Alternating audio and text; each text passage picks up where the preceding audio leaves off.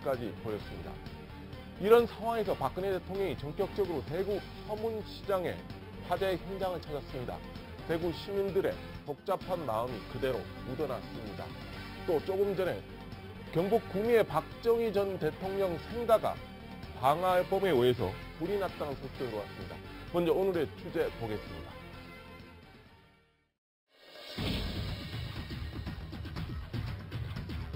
내년 4월 말 대통령의 차임, 내년 6월 말 조기 대선의 일정을 당론으로 오늘 채택했습니다. 협상이 안 되면 저는 탄핵으로 갈 수밖에 없다. 그 입장이 변함없습니다. 박지원 원내대표에 대해서는 비박의 뜻은 탄핵에 9일에도 참여할 가능성이 지극히 낮다. 우리 야 3당만이라도 2일날 탄핵 발의를 할 수 있게 하자 말씀을 드렸고요. 퇴진은 하야와 탄핵이 함께한다. 내가 청와대에 들어가서 대통령을 얻고 나올 수는 없지 않는다. 발의도 안 될 가능성이, 합의가 안 될 경우는 또 그때 가지고 우리 입장을 또 바꾸게 또한 이 서문시장이 박근혜 대통령의 거의 정치적 고향이나 다름없는 곳이었습니다. 자, 이현종 의원. 네. 오늘 기자들한테 이렇게 문자 메시지가 갔다고 합니다. 오후 3시 좀 넘어서 대통령이 서문시장을 간다고 이렇게 문자 메시지가 갔습니다. 이른바 이제 어느 정도 이제 엠바고 보도 통제 시간을 정해준 건데 중간에 또 이거 왔다 갔다 얘기했다 갑자기 1시 반에 그렇죠. 대통령이 왔다 갔다는 소식만 저희가 들었거든요. 이렇게 기습적으로 가는 이유가 뭐겠어요? 그러니까 지금 오늘 기자단도 동행하지 않았습니다. 네. 취재도 하지 않았고, 그리고 이제 기자단 처음에는 한 3시쯤에 간다라고 했었는데, 네. 시간을 앞당겨서 이제 전격 방문을 하는 것 같습니다. 아마 이제 대통령이 간 것은 아마 이 서문시장이 가지는 박근혜 대통령의 어떤 정치적 위상, 네. 정치적 고향, 뭐 이런 측면도 있을 겁니다. 특히 이제 어떤 위기 때마다, 특히 이제 안철수 전 대표와 그 2012년도 했을 때, 그때 지지율이 좀 상당히 뒤졌었거든요. 그렇죠. 그때 서문시장을 갔다 오면서 지지율의 어떤 상승 효과, 그 지지 결집 효과가 있었고요. 네. 또 어떤 위기 때마다 사실 여기를 찾았는데, 네. 이번도 마찬가지로 지난번 이제 3차 담화문 발표 이후에 네. 조금의 어떤 정치적 이제 다시 한번 재기였던 이 상황들이 조금 나오지 않습니까? 네. 아무래도 이제 내년에 물러나겠다라는 그런 입장도 밝히고, 네. 어떤 좀 뭔가 그래도 재기였던 그런 상황 속에서 일단 서문시장을 전격 방문한 것은 네. 어떤 본격적으로 이제 활동을 하겠다. 네. 대통령으로서의 임무를 하겠다. 막 그런 것들을 좀 대회에 보여주고 있는 것이고, 또 하나는 이 자신의 지지층, 보수층의 결집들을 노린 그런 정책 행보가 아닌가 그렇게 해석을 해봅니다. 자, 김 교수 이렇습니다. 대통령의 생각, 박근혜 대통령이 52년도에 태어났거든요. 그때 당시에 생각, 태어난 곳에서 이 서문시장이 불과 얼마 안 가까운 1.5km 거리로 정도 되는 거죠. 그랬어요. 거리로. 그래서 본인도 여러 가지 생각이 있었지 않았을까 싶어요. 그렇습니다. 뭐 대통령 입장에서 마음이 좀 찹찹하지 않겠어요? 네. 물론 그 대구 서문시장이 이제 화재로 네. 1000억대의 그 재산 손실이 있는 상황에서 그런데 지금 이 상황에서 과연 대통령이 거기를 갈 만한 상황이냐? 네. 제가 보기에는 물론 이제 그 화재 난 게 안 됐고 네. 어려운 상황입니다만은 지금은 엊그제 담화도 발표를 했고요. 네. 이제 거치에 관련된 부분이 정리돼야 되는 거기 때문에 저게 간 것은 다분히 정치적 의도를 좀 갖고 있다 이런 정치적 의도가 있을 것이다. 예, 아까 이제 네. 이현정 의원도 말씀했습니다만은 대구 서문시장은 박근혜 대통령에게는 굉장히 특별한 곳이거든요. 네. 정치적으로 어려운 시기 때마다 찾아갔어요. 네. 대통령이 된 이후에도 메르스 사태가 나서 지지율이 급감했을 때 서문시장을 찾아갔거든요. 네. 이런 상황인데 지금 담화문을 발표하고 그 화재가 난 현장을 기습적으로 갔다 오는 네. 이런 것은 방금 말씀하신 대로 보수층 부분도 있겠지만은 네. 대구라는 어떤 상징적인 지역에 네. 가서 어떤 동정 여론을 좀 설파하려고 하는 네. 그런 의도가 있지 않냐 이런 약간의 생각이 감성에 호소하는 예. 그런 전략이다. 예. 근데 두 분의 자. 말씀에 다 동의를 하면서 제가 한 가지만 좀 이 측면에서 지적하고 싶은 네. 것은 사실 대통령의 대구 방문 일정이 소위 우리가 얘기하는 찌라시에 오전 9시 한 40분쯤에 1차로 돌았습니다. 네. 그런데 그것이 약 11시경쯤에 이것이 취소됐던 찌라시가 다시 돌았거든요. 네. 근데 통상적으로 대통령의 방문 일정은 아까 앵커께서도 말씀이 계셨습니다만 엠바고를 전제로 해서 기자들에게 차분히 설명이 네. 돼야 되는 것 아니겠습니까? 네. 그런데 대통령 대구 서문시장 방문 기사가 1시 52분에 최초로 뜬 걸 보면 네. 대통령이 1시 반쯤에 현장에 간 것이 추측이 가능하죠. 네. 그러니까 이 이야기는 뭐냐면 대통령의 현장 방문의 목적이 어디 있든지 간에 대통령이 현장 방문하는 이 시스템 자체도 청와대 시스템이 완전히 무너져 있는 것 같다는 생각을 할 수가 밖에 없습니다. 예. 네. 그리고 사실은 지금 그 기자들한테는 그렇게 막 우왕좌왕시키면서도 지역 언론을 검색을 해보면 대구 지역의 어떤 지지자들에게 카톡을 보내가지고 3시까지 거기에 와라라고 하는 동시항으로 와라. 예, 동원 문자를 뭐 날린 흔적 이런 것들이 발견되고 있거든요. 네. 예, 그래서 어떤 정치적인 목적은 분명히 있었는데 그것을 뒷받침하기 위한 청와대의 통상의 그 언론 홍보 공보 시스템 자체가 무너져 있다라고 하는 것을 여실히 느끼게 해주는 또 하루였습니다. 네, 오늘 이 서문시장 상인들이 대통령이 직접 방문한 현장의 모습을 많이 지켜봤습니다. 그런데 민심이 예전 같지는 않은 것 같습니다. 상당히 좀 복잡해 보이고 일부 아주머니들은 대통령을 지켜보면서 약간 눈물을 흘리는 모습도 있었지만 좀 다른 모습도 보였습니다. 방문 당시 상황을 한번 보겠습니다. 이거 와가지고 이거 뭐 얼굴 내밀어 왔습니까? 맞아. 왜 하세요? 맞아. 서울시장에 오기 있으면은 화재민의 고통이 뭔지, 맞아. 뭘 바라고 있는지, 맞습니다. 그걸 대화를 하고 가셔야 될 거 아닙니까? 맞습니다. 이런 거 아닙니다. 왜 그래? 대구 사람들 지금 우리나라 마음이 우울한데 뭘 이런 걸 해요? 아니, 나는 박근혜 욕도 안 하고 좋아도 안 하고 다 좋은데 불난 집에 마늘 잡고 불나면 여기 와가지고 뭐가 고마워요?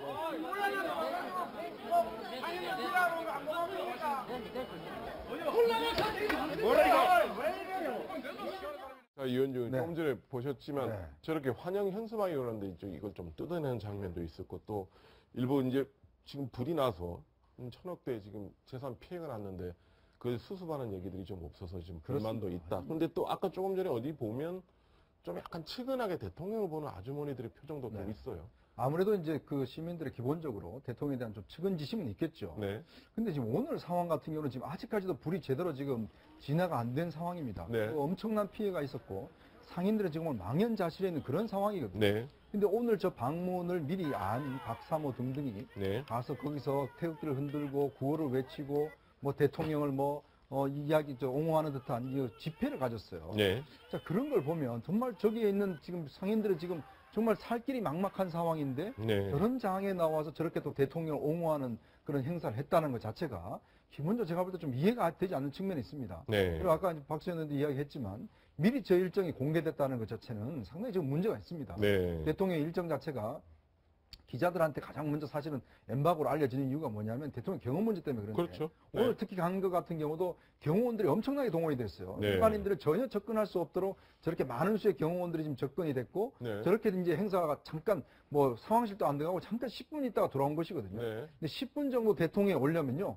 오늘 아침부터 모든 경찰관들이 동원돼서 네. 저길 다 통제하게 돼 있습니다. 자, 그러면 지금 시민들이 지금 불나서 지금 수습하기 바쁜 상황에서 경찰들 나와서 저렇게 동원돼서 통제하고 하고 얼마나 불편합니까? 네. 지금 마치 상황 자체가 지금 끝나지 않은 상황인데 그러면서 본다면 지금 대통령의 방문이 제가 볼 때 이건 정상적인 상태에서 어떤 이 제대로 된 판단이 있는 것 같지가 않아요. 그러니까 뭔가 지금 정치적으로 본인이 어떤 회복하려고 하는 그런 의욕이 정말 강했지 않는가 저는 그런 생각도 좀 해봅니다. 이른바 최순실 게이트 이후에 지난 10월 27일입니다. 부산에서 한 박람회 기념회 행사가 열렸는데 이 자리에서 대통령이 참석했는데 그날이 아마 최순실 게이트가 여러 가지 파문이 커지자 그때 행사장 절반 이상이 비어버렸어요. 그렇습니다. 그 이후로 사실 이게 공식적으로 처음이죠. 바깥나들이. 네. 그러니까 그 부산 백스코에서 있던 네. 행사에도 뒷자리가 다 텅텅 비어서 거의 네. 3분의 1 정도밖에 안 찬 그렇죠. 이런 상황이었는데요. 제가 볼 서문시장 이 부분은 갔으면요. 네. 설령 정치적 의도를 가지고 갔으면 상인들하고 대화를 하고 뭐 복구하는 대책이나 뭐 이런 네. 얘기라도 좀 듣고 와야 되는 거 아니에요? 근데 아까 네. 그 상인 한 얘기가 굉장히 기회증하는데 불난 집에 부채질하 왔냐 이 부분이거든요. 네. 그 제가 보기에는 뭐 시스템 문제가 아니고 그 박사모까지 동원하고 진짜로 위로란 이문 간 게 아니고 네. 본인의 정치적 재기 또는 동정심 뭐 이런 걸 유발하기 위한 기습 방문이 아니었나 이런 생각. 지금 청와대의 반응을 제가 네. 찾아보니까 정말 어이가 없습니다. 대통령이 대구 서문시장 방문을 두고 청와대가 순수한 개인 차원의 방문이다. 또 이런 평가도 내놨어요. 네. 대통령의 방문을 두고 순수한 개인 차원의 방문이라니 도대체 이해가 안 되는 이야기고요. 사실 오늘 오후에 제가 확인을 못했습니다만 그 박영수 특검에 대한 임명장 수여식이 아마 있을 예정이었습니다. 네. 아마 그런데 예, 제가 생각할 때는 그런 좀 난감한 상황도 좀 피해보고자 하는 그런 의도가 있지 않았나라고 이렇게 의심이 되는데. 그리고 황교안 총리의 임명장을 준 거죠. 그렇습니다. 예. 그래서 특검 예. 수사의 대상인 대통령 스스로가 청와대에 있으면서 대통령이 임명장을 특검을 직접 주지 않는 것, 이것도 좀 애매한 일이거든요. 그러니까 아예 저렇게 좀 서문시장 상인들을 위로하자는 그런 차원, 저런 명분을 가지고 가시긴 했는데 차마 지금 자신이 입지가, 그리고 저기에 가서 정치인들이 저렇게 하는 행위 자체가 너무 싸늘하게 할 수밖에 없으니까 좀 이것도 저것도 아닌 그런 애매모호한 상황으로 좀 이렇게 된 것 아닌가 이런 생각을 갖습니다. 이 서문시장 화재가 나자 주요 여야 정치인들이 서문시장을 방문했습니다. 한번 들어보시겠습니다. 정말로 억장이 무너질 것 같습니다. 화재 현장을 돌아보니까 800여 개에 달하는 점포들이 모두 전소하고 아주 현장이 참혹합니다. 앞으로 가장 시급한 것이 이 건물이 다시 복구될 때까지, 새롭게 건축될 때까지 우리 상인들이 영업할 수 있는 대체 점포를 확보하는 것이 시급할 것 같습니다. 아마 대구시의 재정만으로 감당하기는 힘들 것입니다. 야당과도 당을 초월해서 초당적으로 서로 협조 요청을 해서 함께 어느 당이 했네, 누가 했네 이런 그 생색내기보다는 정말 실적 위주로 해가지고 실제로 상인 여러분들에게 도움이 되는 방안들을 찾도록 그렇게 하겠습니다. 네, 서문시장 화재가 좀 여러 가지 정치적 해석을 낳다 보니 여야 정치인들이 몰려갑니다. 그렇지만 약간 상인들 분위기는 별로 좋지 않았다는 게 지금 현장의 취재기자들의 전언인데, 자, 상황이 지금 이렇습니다만은 조금 전에 경북 구미입니다. 박정희 전 대통령의 생가에 화재가 났습니다. 불이 났는데 방화에 의한 화재라고 합니다. 방화범은 곧바로 현장에서 현장 주민들의 신고로 바로 또 체포가 돼서 검거가 됐습니다.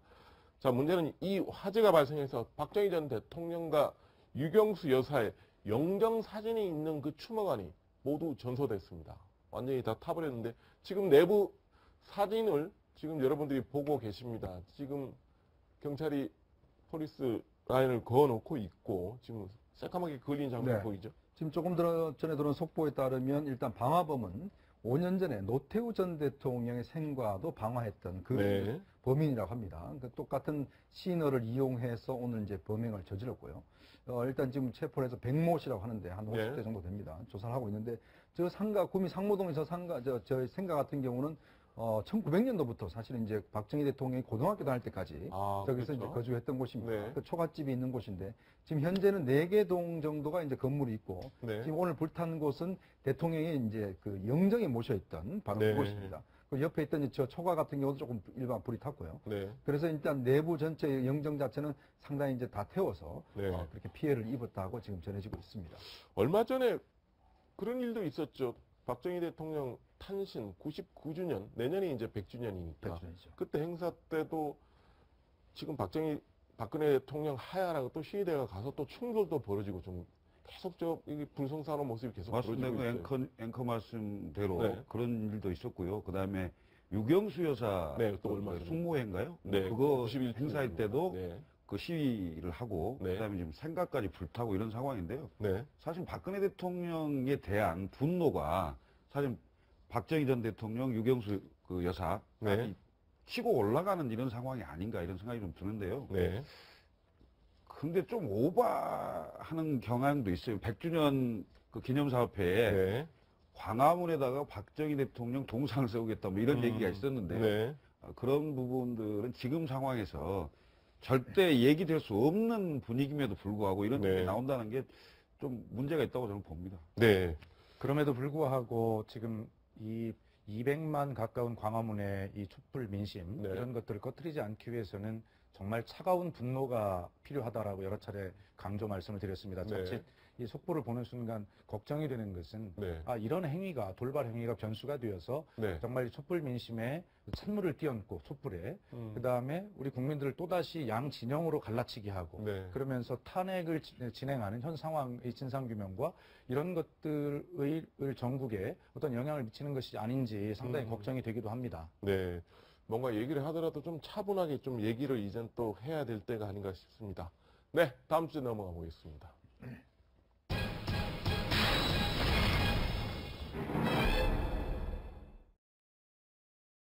저는 오늘 탄핵을 발의하라는 것이 국민의 명령이고 또 그동안의 야3당의 약속이었습니다. 그 약속을 오늘 야3당이 지켜야 한다고 생각합니다. 김상정 대표께서 야3당이 탄핵을 합의했다라고 하셨는데 이건 어제 분명히 저는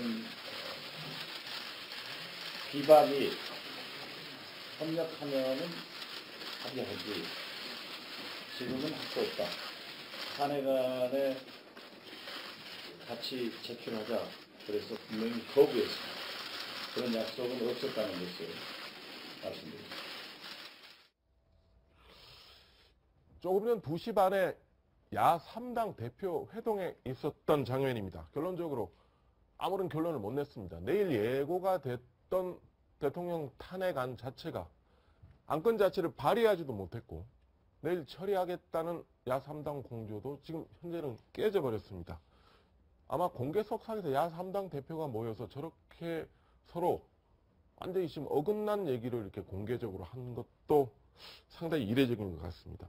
자, 박지원 비상대책위원장이 아마 저렇게 얘기했을 겁니다. 탄핵안 발의하는 것과 탄핵안 가결시키는 것은 완전히 다른 것이다. 그렇죠.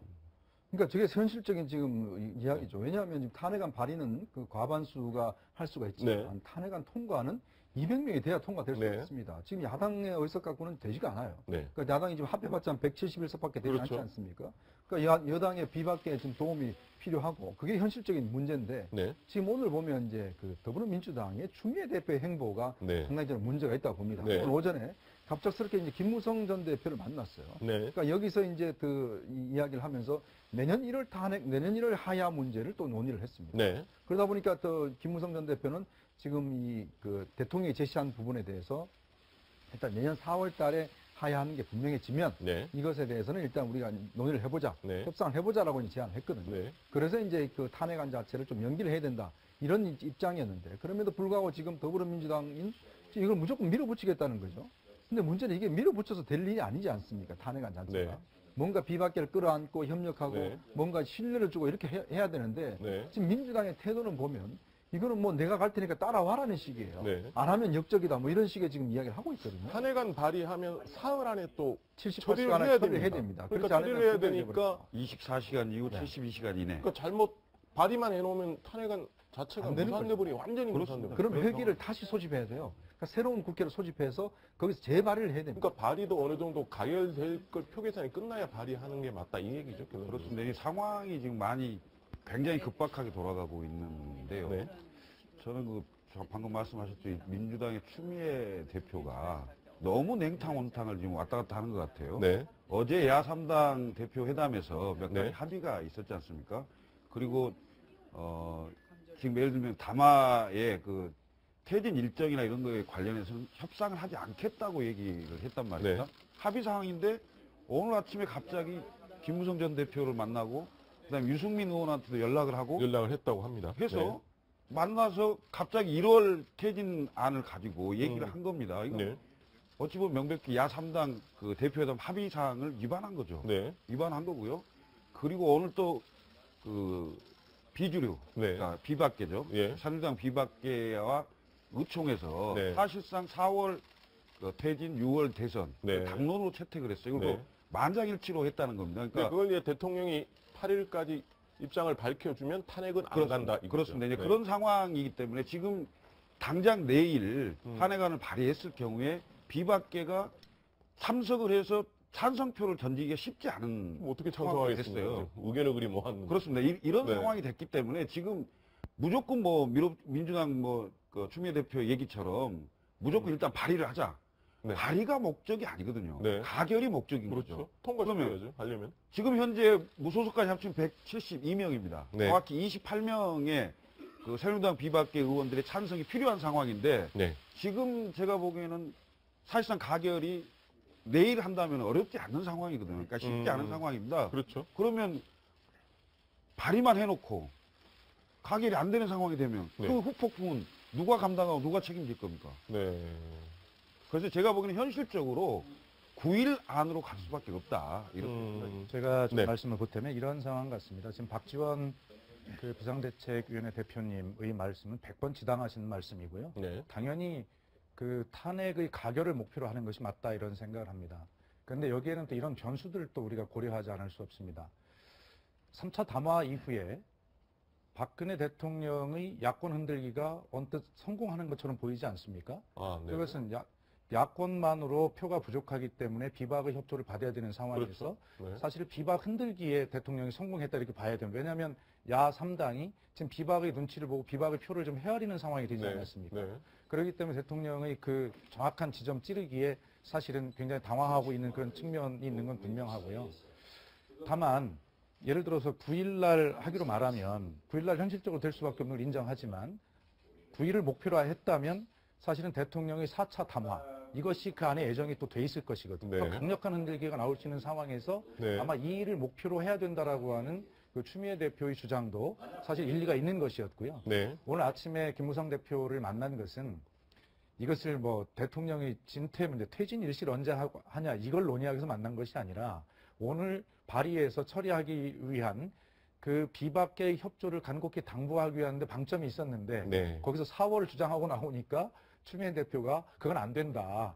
이 헌법재판소의 심리가 시작되기 전에 1월 안에 끝내야 된다라고 답변하는 것이 이 본말이 전도돼서 그렇게 알려진 것이 사실 네네네. 비박계의 협조를 촉구하기 위한 거기에 방점을 두고 만난 것이었죠. 네. 어쨌든 박 전 대표의 말씀이 일리가 있고요. 현실적으로 이렇게 됐다면 그럼 야권 공조에는 저는 뭐 균열이라고 보지는 않습니다. 네. 그렇기 때문에 이 문제는 야권 공조를 더 다져가면서 그렇게 9일 처리를 또 목표로 해서 반드시 가결시키는 데 뜻을 모아야 된다 이렇게 생각합니다. 근데 저는 네. 그 정치권이요, 특히 야3당이 정치를 해야 됩니다. 음. 광화문에 그 나와 있는 국민들 촛불에 그 격양되고 네. 네.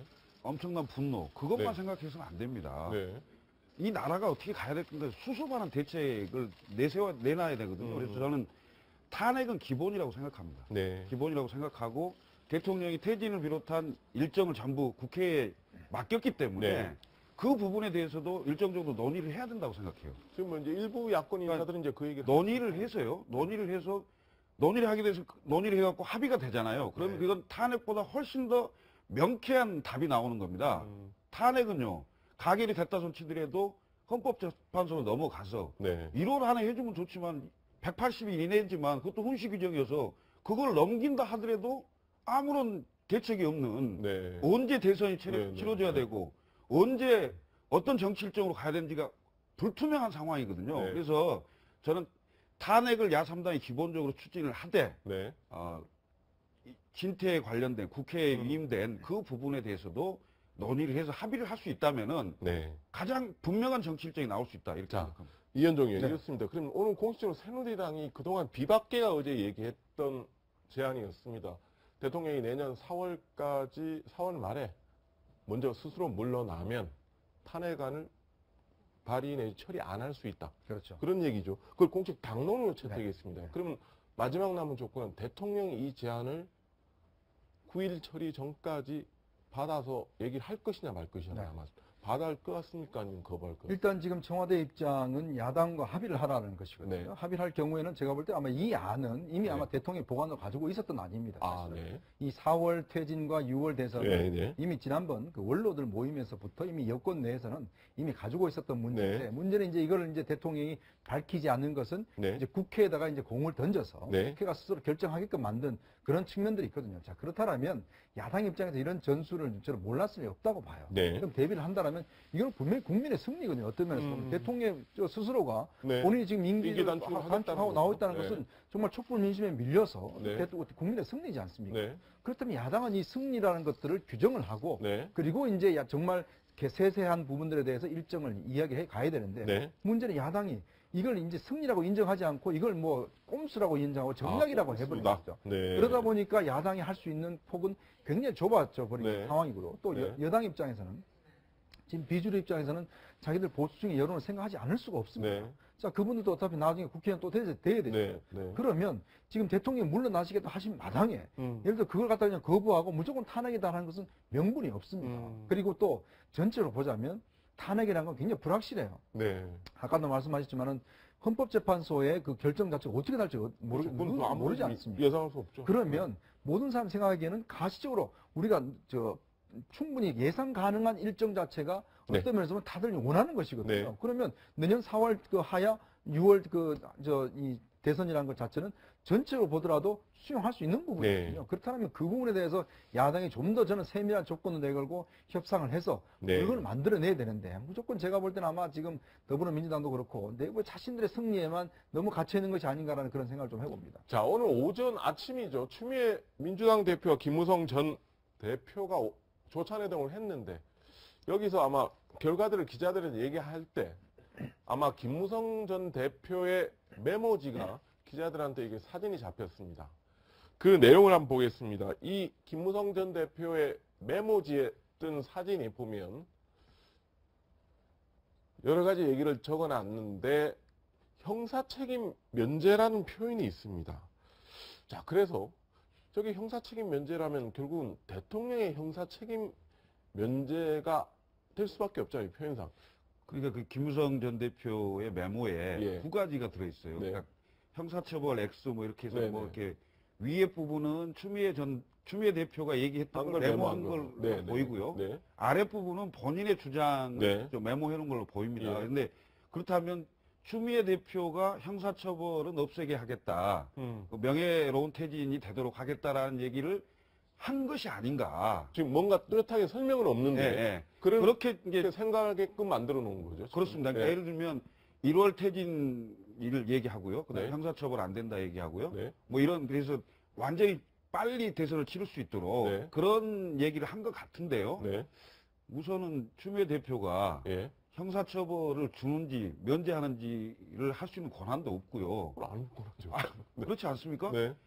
문재인 전 대표가 마치 그것을 해줄 수 있는 것처럼 또 발언을 한 적이 있잖아요. 네. 그러니까 그런 좀 맥이 일맥상통한데요. 네. 제가 보기에는 굉장히 오버한, 과도한 조치다. 그러니까 만약에 그런 얘기를 했다면요. 네. 했다면 과도한 조치고요. 저는 이제 모든 국민은 법 앞에 평등해야 된다. 네. 그 사람이 대통령 지위에 있든 아니든 간에. 네. 그래서 박근혜 대통령은 법대로 수사를 받고 네. 법대로 책임과 처벌이 불가피하다 이렇게 보입니다. 마치 지금 여야 공적 당 대표 모임도 아니고 지금 뭔가를 좀 물밑에서 딜을 하는 느낌을 주는 그 표현입니다. 지금 물론 정답은 좀 당사자들이 어떻게 해명을 할지는 모르겠지만 그런 느낌을 주는 대목이 아닌가 싶습니다. 한편 이게 지금 탄핵 일정이 지금 여러 가지 공방을 벌이니까 오늘 국회 안전행정위 회의에서 대통령 탄핵 문제를 놓고 여야간 좀 고성에 왔습니다. 그런데 좀 빈축을 살 장면입니다. 한번 보시겠습니다. 그렇게 예의도 없이 하고 싶은 말 만들어 퍼놓고 그냥 가는 게 예의입니까? 이게 내용에 대한 예의예요? 예? 예의는 먼저 살리세요. 오케이. 일본에 공개해놓고 봅시다. 할 짓을 해야지 말이야. 뭐? 장재원. 왜 표창원? 이러봐. 할지? 아니, 자, 의원님. 야, 장비에 이러면 안 돼. 아이, 빨리. 장관님! 안 되지. 경찰이야? 대원이 뭐 수사가 야, 국회의원 품위 지켜. 국회의원 품위 지켜. 네. 물어보겠습니다. 저게 아마 표창원 의원이 탄핵 찬성 의원, 반대 의원 이걸 좀 분류하는 표를 만들어서 그게 아마 지금 논란이 됐는데 그게 지금 할 짓이냐 아니냐 이게 그러니까 이게 네, 지금 네, 어제부터 표창원 의원이 그 자신의 트위터 등을 통해서 탄핵에 반대하는 의원들, 그러니까 친박의 핵심 인사들이죠. 네. 어제 한 16명 정도를 올려놨습니다. 이거 네. 근거가 뭐냐? 네. 무슨 이유로 하느냐? 그냥 그동안 뭐 나왔던 발언이라든지 이런 걸 토대로 해서 이제 작성을 했다라고 이야기를 네. 하고 아무래도 탄핵 여론에 이제 좀 새누리당 내부의 어떤 혼란을 또 압박하기 위해서 이제 네. 하는 것 같은데 저는 굉장히 이게 부적절하다고 봅니다. 음. 왜냐하면 사실 지금은요. 새누리당에 지금 탄핵을 하려면 어차피 새누리당 내에 도움을 받을 수밖에 없어요. 네. 그리고 그 이제 비박계 의원들도 뭔가 이 지금 탄핵에 창선하려 되면 뭔가 이제 명분을 줘야 되지 않습니까? 이제 그런 상황에서 자꾸 표창원 의원이나 이런 이제 일부 친문계 의원들이 갈라치기를 자꾸 하고 있는 거예요. 네.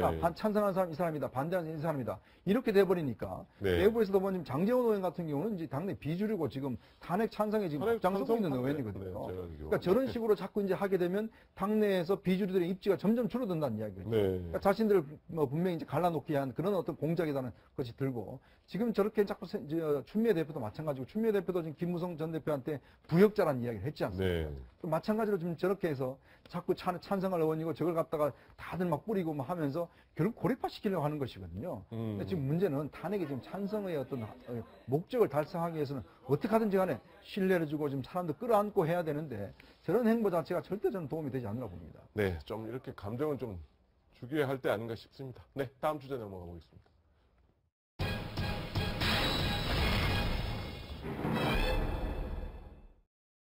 그리고 거기 주사 잘 놓는 간호장교가 있어요. 그래서 그분이 다 하는데 뭐하러 하겠어요. 16일 당일날은 반저로 가신 적이 있으십니까? 제가 기억하는 날은 없습니다. 다른 의료진은 갔습니까, 그날? 제가 기억하는 걸로는 네, 없다는 말씀인가요? 그렇습니다. 통상적인 업무를 했었고 제가 그냥 관저에 그 가글액 전달만 부속실이라고 있는데 거기에 이렇게 전달만 해주고 왔습니다. 세월호 7시간의 비밀이 아직까지 풀리지 않고 있습니다. 청와대에서 근무했던 당시 간호장교들의 인터뷰 내용 들어봤습니다. 자, 이제 이분들이 이제 입을 열기는 했는데 과연 결정적인 뭔가 해소가 되지 않는다는 느낌, 뭔가 깔끔하지 않다는 느낌이 계속 나옵니다. 자, 이게 지금 세월호 7시간 문제가 결국은 아마 어제 박영수 특검에 결국 아마 수사 대상으로 들어갈 것 같습니다. 그렇게 되면 이 간호장교들이 어찌됐든 그 당시 근무를 했었고 대통령에 대한 주사를 놓았는지 진료를 했는지 안 했는지 지금 그 얘기를 놓고 여러 가지 지금 뭐 불법 시술 의혹부터 해서 여러 얘기들이 지금 나오고 지금 사람들이 아무도 그 부분에 대해서 의혹이 해소됐다고 생각 안 하는 거예요. 그렇습니다. 지금 이 문제가 특검에서 뭐 주요하게 다뤄질 부분으로 그렇게 결정될 확률이 많고 당연히 그렇게 돼야 되지 않겠습니까? 우리가 하나 좀 명심해야 될 것은 이런 것입니다. 어떤 그 부정 불법 의혹에 대해서 처음에는 대개 부인으로 일관합니다. 네. 그리고 나서 약간의 한 퍼즐 조각이 나오면 거기에 대해서 부분 인정하는 단계가 오죠. 네. 그리고 나서 그 퍼즐이 맞춰지는 단계가 오면 떠넘기기 전국으로 넘어갑니다. 네. 이것이. 지금 이 두 간호장교가 사실은 세월호 7시간이 전체적인 퍼즐을 맞추는데 굉장히 중요한 힘맨이 될 것이다라고 기대가 많았는데 네. 그 신무대위와 조무대위 둘 다 인터뷰를 통해서 부인을 했기 때문에 현재로 네. 봐서는 굉장히 난망한 상황이 돼 있는데 지금 제가 말씀드린 그런 걸로 보면 지금은 부인하는 그런 단계에 있습니다. 그러나 네. 이것이 분명히 밝혀질 것이다라고 저는 확신을 갖는 것이 네. 지금 방금 나왔던 그 인터뷰 내용을 전체를 이렇게 보면 네. 앞뒤가 안 맞는 부분이 상당히 있습니다. 예를 들면 이런 것이죠.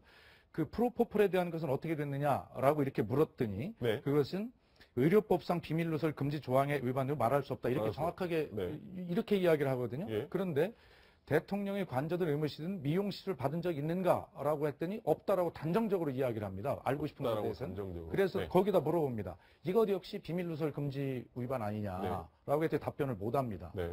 이런 것들이 계속 이어지고 있거든요. 그래서 이렇게 보면 뭔가 급격하게 좀 앞뒤가 안 맞는 이런 답변들이 계속 나오고 있는 것이고요. 우리가 합리적으로 의심해 볼 것이 청와대에서 간호장교를 근무하는 사람은 굉장히 엘리트일 것 아니겠습니까? 근데 이 중에 보면 이분들은 여기서 그 연장 복무를 신청했다는 것입니다. 네. 그런데 갑자기 특별한 이유 없이 연장 복무에서 탈락을 하게 되거든요. 네. 이게 어떤 엘리트 간호장교들 사이에서 있을 수 없는 일이다라고 하는 것이 되고요. 또 특별히 이 사람들 인사조치되거나 퇴직하거나 미국으로 보낸 이 시점이 최순실 의혹이 막 불거지기 시작하는 그 시점이라는 것에 있어요. 그래서 이 진술에 부정은 하고 있지만 일관되지 않은 뭔가 앞뒤가 안 맞는 진술 이런 것들을 보면 그리고 지금 미국으로 간 그 간호장교도 왜 일반 오픈되어 있는 숙소에서 갑자기 문제가 되자 미군 군 병원 내에 통제된 그런 숙박시설로 옮겨야 되는지 이런 것들에 대해서 설명돼야 될 부분이 많이 있거든요.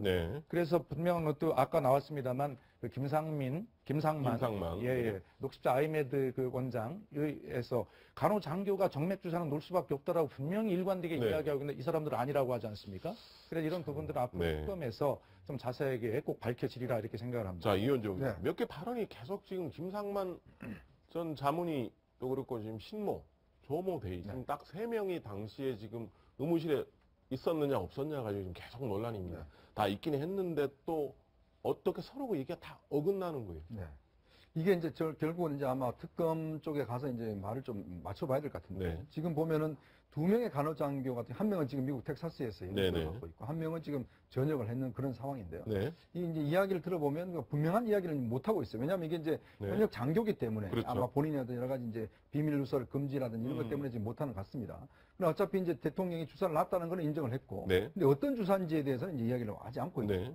근데 이제 김상만 전 의사 같은 경우는 본인이 어떤 간호장교가 주사를 놨다라고 이야기하고 있어서 헷갈리는 부분이 있기 때문에 그리고 특히 이 의무실에서 구입한 약을 보면요. 굉장히 다양한 약이 많습니다. 뭐 감초 주사, 무슨 배곡 주사 뭐 등해서 여러 가지 미용과 그 어떤 건강과 관련된 것뿐만 아니라 또 뭐 이 마취제라든지 또 프로토폴과 비슷한 성분이 있는 그런 약도 있고 그렇기 때문에 이 부분과 관련해서는 대통령이 과연 그럼 그 시간대 어떤 어떤 처방을 받고 있었는지 이런 부분에 대해서는 어차피 지금 특검에 가서 서로 어떤 대지조사를 한다든지 이런 조사를 통해서만 밝힐 수밖에 없는 상황 같습니다.